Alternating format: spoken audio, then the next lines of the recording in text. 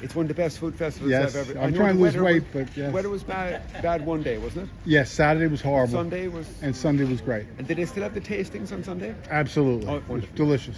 I love that. It's a great festival, isn't it? Oh yeah, thanks for carrying my chocolate. Oh, yes. And, Thanks for the seat. right, so here now, obviously when you see open space and flat, we're in the reclaim section again. But having said that, there's some important buildings here. Across the square on the left, our Methodist Church just celebrated their 150th birthday. And by the way, look at this streetscape. You could only see this in Ireland. A pub, Methodist Church, Temperance Hall, and two more pubs.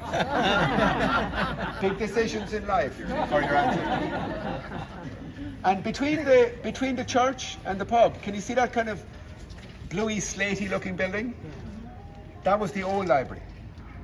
So you see the new library is, the amount of books are tenfold now. And we had one permanent librarian, and now we have 5. So we're bucking the trend. We have 3 bookshops and the library in the hill. So we're bucking the trend. So why is all this filled in here? Well, the answer is, similar story to Seattle, silting up became an issue. Here, driven by deforestation upriver to build ships, boats and barrels, any erosion in a fresh river, when it hits salt water, would tend to be deposited. So what happened here is gradually this got shallower and shallower in here, while ships on the horizon were developing bigger and bigger and bigger. And eventually, in the early 1700s, a threshold was passed, when it became really, really impossible to get big ships in here, even at high tide.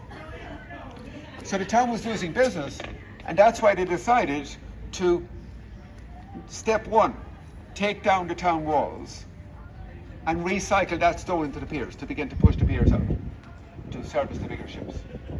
That was okay, step 1. And at that point, our ancestors should have called in Dutch engineers.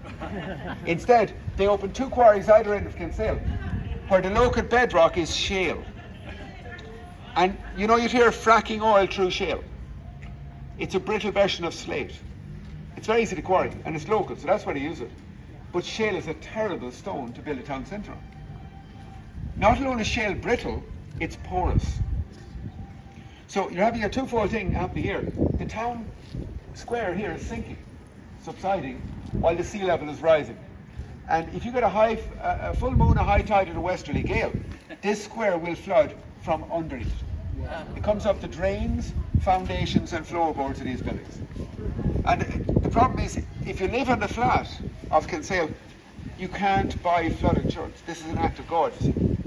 You can't buy flood insurance here, even though the insurance company is right there behind you. You can't use insurance. They can sell you flood insurance. It's like a pub with no beer, basically. They don't have it. They flood themselves. So don't buy in the flat, you know. So there you go. So hopefully I've given you a flavour of the history. Oh yeah, and one of the ideas for later, right? We have a literary festival this weekend, and there'll be 2 events in this square later. Tickets available at the door. At 6:30, there's a book launch in here of a photographic record of the history of the old head of Kinsale. That's at 6:30. I'd say there's no. I don't think there's any charge into that. I don't believe so. Actually, let's check here. Breaking news.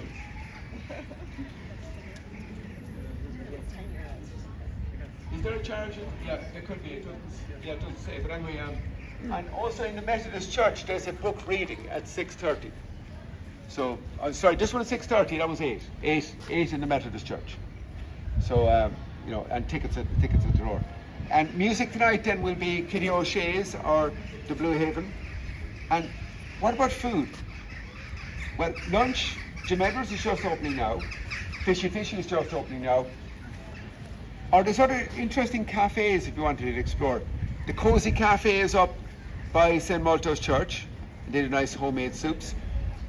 Or I mentioned walking out to the fort, the fish and chips and all that out to the fort, or the Spaniard, the Bullman.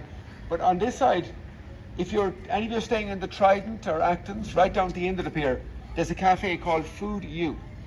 And they serve lobster and crab, fresh from the boats.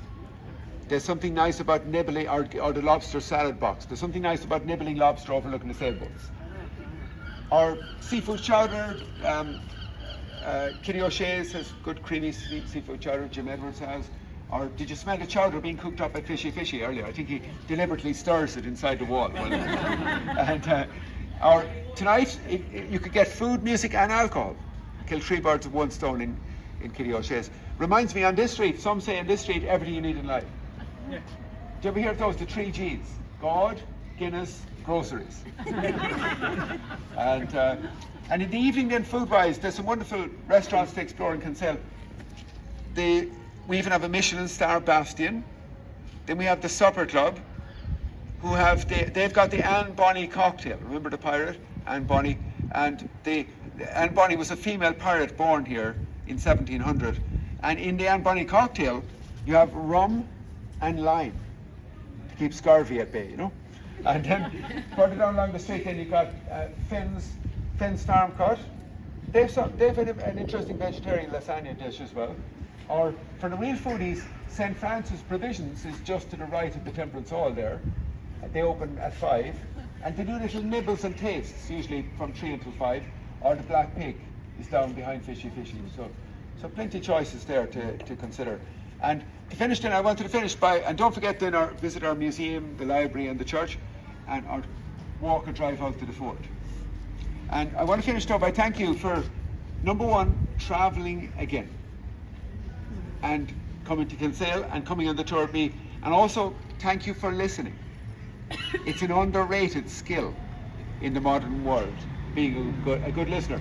And if you wanted to take the story of Kinsale on with you, 3 years ago when tourism completely stopped, I had a chance to write my book. So I wrote a book with all these stories, and just like my tour, every chapter is a start, a middle and end, kind of chronicles of old Kinsale. And I'm proud to say it became a local bestseller. And I have signed copies with me at €15 each. And when it became a bestseller, that's when I decided now to write the children's book this winter as well, you know. And I was joking to my friend here, and it's true. My book is exactly the length of your flight home. You know where you're flying home to. It's amazing the way it works out. Something to read on the flight home. So thank you so much. I really enjoyed spending some of the morning with you. Lovely to meet you all. Thanks. Thank you. Nice to meet you.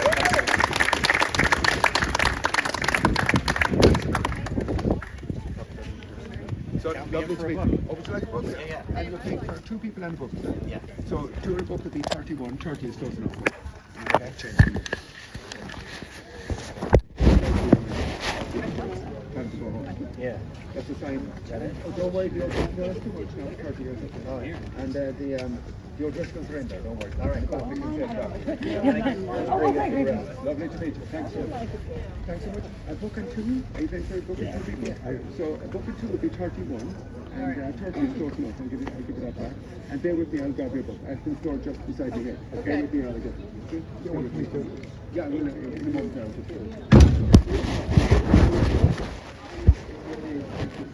Barry, you did a great job for me and my wife. Thank you. Thanks, very good. Thank you. Lovely to meet you. Thank you so much. Lovely to meet you. Thanks so much. You're very good. Thanks, Philip. Sorry, excuse me. Thanks so much. And just bear with me. Thanks for patience.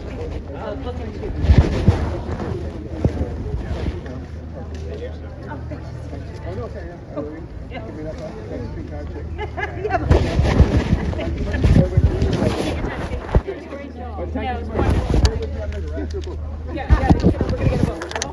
So thanks so much, and lovely to meet you all back there. I'll come around there. So lovely to meet you. Thanks so much.